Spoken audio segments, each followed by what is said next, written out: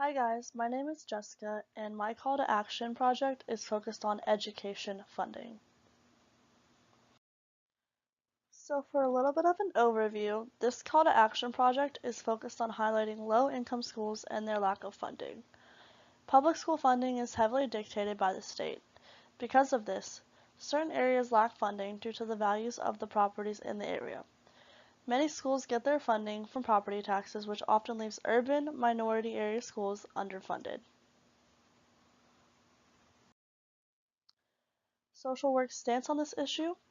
Social justice, which focuses on justice in regards to the distribution of wealth, opportunities, and privileges within society, is one of social work's main ideals. Social workers strive for equity and equality within society. School funding is a social and economic justice issue. Low-income schools lack funding, which also affects students' learning and opportunities. Social work stance aligns with the Code of Ethics to advocate for fair opportunities and to close the funding gap within schools. Social work's response. Social workers are working to educate teachers on their hidden biases and attitudes about poverty. They are also helping teachers recognize the structural causes of poverty instead of blaming it on the individual. Social workers are also taking leadership roles within schools to help educators understand poverty within the school system. They are also advocating for educators to view families in poverty from a strengths perspective rather than a deficit perspective. This highlights the family's strengths instead of thinking that they have a deficit, which is why they are in poverty. Social workers and educators are working to promote environments that are inclusive to diversity and make students feel comfortable in their learning environment. They are also working to cultivate community and parental involvement within the school system. All of the above responses focus on meso-level involvement and intervention from a social work perspective. From a micro-level perspective, social workers are also working to provide resources for students in low-income schools to try to offset the funding deficit.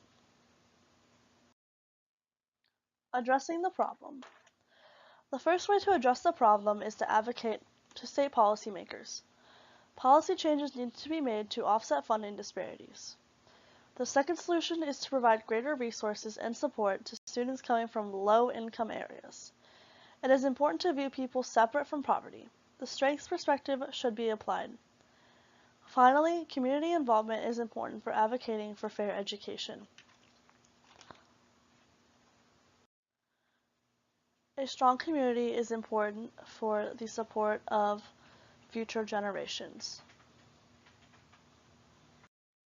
Potential solutions.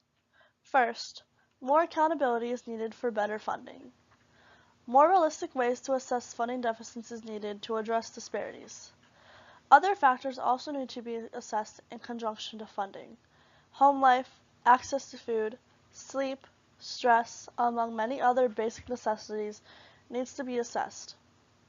Finally, involving the federal government would provide a major solution in the funding gap. Universal public school funding would help to provide equitable educational opportunity to all students. The federal government's view of this problem. A universal solution and universal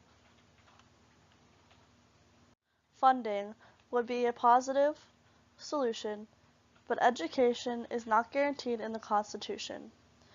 Court cases have ruled against federal funding for schools in the past. Universal funding would require government reform on previous decisions.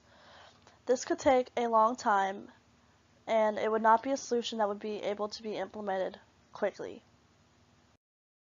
In conclusion, low-income schools lack funding, which affects the resources and opportunities students within these schools receive. Social workers are working at meso and micro levels to change how these students are viewed and what resources they receive.